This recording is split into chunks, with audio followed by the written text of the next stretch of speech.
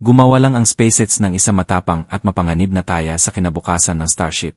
Isa na maaring itulak ang sangkatauhan na palapit sa Mars o magdulot ng malalaking pag-urong sa Starbase. Pagkatapos ng mga linggo ng katahimikan at pag-aantala, opisyal na kinumpirma ng SpaceX ang pinakahihintay na petsa ng paglulunsad para sa Starship Flight 10. Ngunit narito ang twist, wala na mga pagsubok na flight ngayong buwan, at ang desisyong ito ay nagtataas ng mga seryosong tanong. Ano ang humantong sa biglaang anunsyo na ito? Ano ba talaga ang panganib ng SpaceX sa Flight 10? At bakit ngayon? Kaya, paano nagkapatuloy ang mga paghahanda, at kung ano ang pag-asa sa susunod na ito? Paglipat, isa-isahin natin ang lahat ng kailangan mong malaman tungkol sa high-stakes na hakbang na ito at sa kinabukasan ng pinakamakapangyarihang rocket sa mundo. Sa kabila ng kamakailang pagkabigo sa pagsubok, ang SpaceX ay sumusulong ng may matapang na paglutas. Ang momentum ay gusali at lahat ng mga palatandaan ay tumuturo na ngayon patungo sa isang tuloy-tuloy na martsa sa Flight 10, posibleng mas mabilis pa kaysa sa inaasahan ng karamihan. Ang misyon sa hinaharap ay higit pa sa isa pang pagsubok, dala nito ang bigat, ang panibagong pagtitiwala at ang pangako ng pagunlad na naglalayong maging isang tiyak na sandali sa Starship program. Para sa mga mahilig sa malakihang pagkapaunlad tulad ng rocket testing at paglulunsad, maaring mukhang medyo tahimik ang Starbase sa ngayon.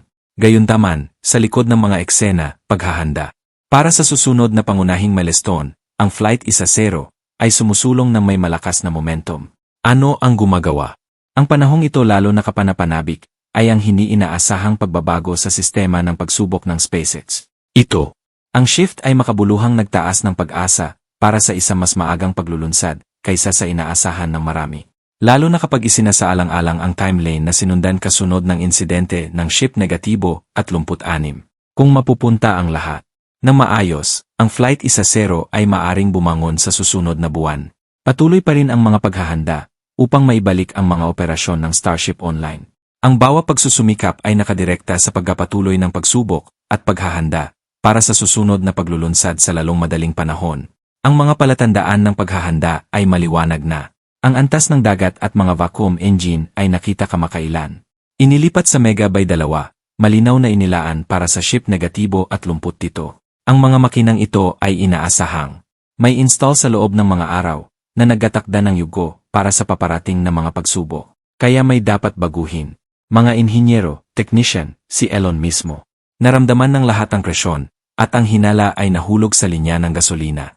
Nagdadala ito ng mga ultra-cold liquid fuels at oxygen propellants na pinalamig hanggang nagyayelo sa loob ng ilang segundo. Inapalakas nito ang 33 Raptor engine sa base ng Super Heavy booster.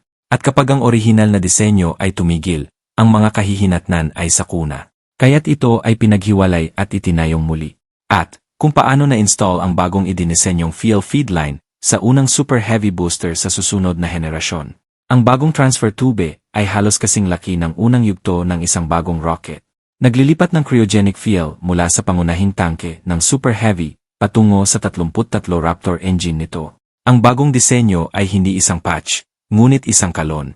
Noong nakaraan, ang mga makina ay kailangang magkaputok kung saan nagsasaad ng isang hilera, pagkatapos ay isa pa at isa pa. Ang mga pagkaantala sa pag-aapoy ay humantong sa thrust at balance. Nabigo ang mga kamao at mapanganib na kawalang tatag sa panahon ng pag-alis. Ngayon ang lahat ng mga makina ay nag-apoy ng sabay-sabay. Ang buong lakas ng booster, halos 10,000 tonelada ng thrust, ay inilabas sa isang sandali.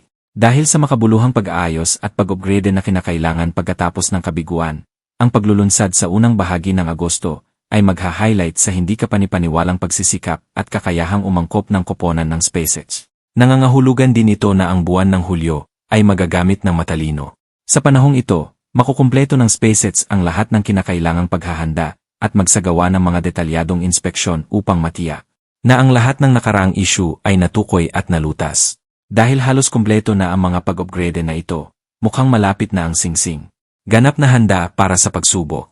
Inaasahang mailipat ito sa posisyon sa LM sa loob ng susunod na linggo. Ang mga pagsusulit na ito ay dapat na nangangailangan lamang ng isang araw o dalawa. Pagkatapos nito, dadalhin ang ship negatibo at 37 para sa static fire testing. Bagamat ito ang unang pagkakataon na ang isang ship ay nasubok ng paisa-isa, sa partikular na paninindigan na ito, may dahilan para magtiwala. Sinusuportahan na ng platform na ito. Maraming napakabigat na pagsubok at ang sobrang bigat ay nagdudulot ng mas malaking thrust kaysa sa yugto ng ship. Higit pa rito, habang papalapi ang araw ng paglulunsad, ang mga paghahanda sa Starbase ay patuloy na nagpapatuloy ng maayos. Isa sa mga pinakakapansin-pansing pagunlad ay ang desisyon na gumamit ng pinasimple na epistatic mounts na direktang nakamount sa Apelian runway. Pagmamarka ng makabuluhang hydroboson sa pag-streamline ng proseso ng paghahanda. Ang isang kamakailang leak na ulat ay nagsiwalat ng bagong tinantyang schedule para sa paparating na isa-0T Starship Test Flight Mission. Malinaw na nakasaad sa dokumento ang layunin ng operasyon at ang pinakamahalagang detalye dito ay ang petsa ng pagsisimula ng operasyon na kasalukuyang nakalista ay inalis noong Agosto 4, 2025. Bagamat ang ilan ay maaring mabigo dahil ito ay nagkapahiwatig na ang mga flight ay hindi magaganap sa Hulyo, ang balita ay hindi lubos na nakakabigo. Samantala, ang Super Heavy Block 3 booster ay gumagamit ng isang higanteng fuel transfer tube upang kaganahin ang lahat ng 33 Raptor engine.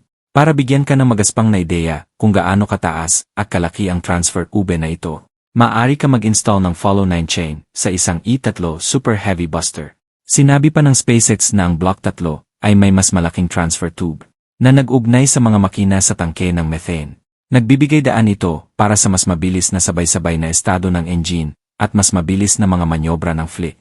Ngunit itinutuon din ang buong pagkarga ng gasolina sa isang mahabang linya na lumilikha ng ilang kritikal na kahinaan. Ang tubo ay nagdadala din ng likidong oxygen sa ilalim ng mataas na presyon. Metro ay lubhang nasusunog at bumubuo ng mga paputok na halo na may oxygen. Ang bawat pagtagas ay naglalabas ng malaking ulap ng malamig na gasolina na maaring mag-apoy kahit na sumabog. At ang hindi sinasadyang pakikipag-ugnay sa mga metro na may oxygen ay maaring maging sanhi ng mga tono. Bilang karagdagan, ang gasolina mismo ay tumitimbang ng libu-libong tonelada at tumama sa mga dingding ng tubo na may napakalaking puwersa sa ilalim ng mataas na acceleration at vibration. Ang kubo, na halos 3 metro ang lapad at 37 metro ang haba, ay dapat na napakakapal at malakas. Upang labanan ang baluktot o pagsabog, binigyang diin ni Elon Musk na dapat itong maging napakatatag at napapailalim sa matinding stress. Sa pagsasagawa, ang mga dingding ng tubo ay dapat makatiis ng mataas na panloob na presyon at ang bigat ng namamaga na gasolina, habang ang rocket ay nakalantad sa maraming puwersa. Flight sa impact o fatigue shock, maaari itong pumuto. Ang hindi tamang pagdeposito ng gasolina ay nagdudulot ng biglaang pagbaba ng presyon sa panahon ng mga pagsubok sa spacecraft. Higit pang transportasyon ng gasolina sa mahabang downpipe. Ang disenyo na ito ay nagdaragdag ng panganib ng hindi matatag na daloy. Nakulong na mga gas at sa gayon ay kritikal na pagkabigo ng makina. Ang eksaktong pagsasaayos na ito ay nobela. Ang lahat ng ito ay nagatakda ng yugo para sa Flight 10 na ay malawak na itinuturing bilang isang kritikal na punto ng pagbabago sa programa ng Starship. Sa makatuwid, ang Flight 10 ay nagdadala ng mabigat na responsibilidad sa paglutas ng maraming natitirang issue. Ang layunin ay upang makumpleto ang isang buong profile ng paglipad na may parehong mga yugto na gumagana ng maayos at upang matugunan ang lahat ng mga layunin sa paglipad. Para sa sobrang bigat, nangangahulugan ito ng mahusay na pagganap pagkatapos ng paghihiwalay sa entablado. Ang mga makina ay dapat gumana ng walang kamali-mali sa panahon ng parehong boost back at landing burn. Maaring kailanganin din ang mga karagdagang pag-upgrade upang suportahan ang isang ligtas na pagbabalik kasunod ng lalong humihingi ng mga profile ng misyon. Para sa yugo ng ship, ang unang hadlang ay nakaligtas sa yugto ng pag-akya. Ang mga pagtugon sa pagvibrate ng harmonic at pagiging maasahan ng hardware ay dapat pagbutihin. Pagkatapos nito, dapat gumana ng tama ang sistema ng pag-deploy ng payload. Nangangailangan ito ng pino at maasahang mekanismo ng pinto ng payload. Sa muling pagpasok, ang sasakyan ay haharap sa matinding kondisyon. Dapat mapanatili ang katatagan, maiwasan ang pagtagas, at dapat na matibay at tumpak ang mga flap control system at mga bahagi ng head shield. Ang SpaceX ay malamang na nagpapatupad ng mga pag-upgrade upang mapabuti ang pagiging maasahan nito. Ang lahat ng elementong ito ay mahalaga sa pagkamit ng matagumpay na Flight 10. Maaari kaming makakita ng mga resulta sa loob lamang ng ilang linggo. Handa ka na ba para sa Flight 10?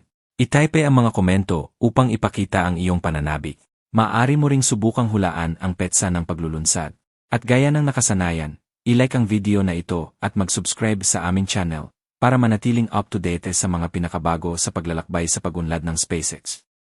And that's about it for today's episode. Thank you so much for tuning in, and that's all for today's update. If you enjoyed watching and found it useful, please make sure to subscribe to my channel and hit the like button, and if you want to support our channel and if you want to be up to date, you can become an exclusive member, so click on our perks through the link in the description below. Thanks to watching and see you next time.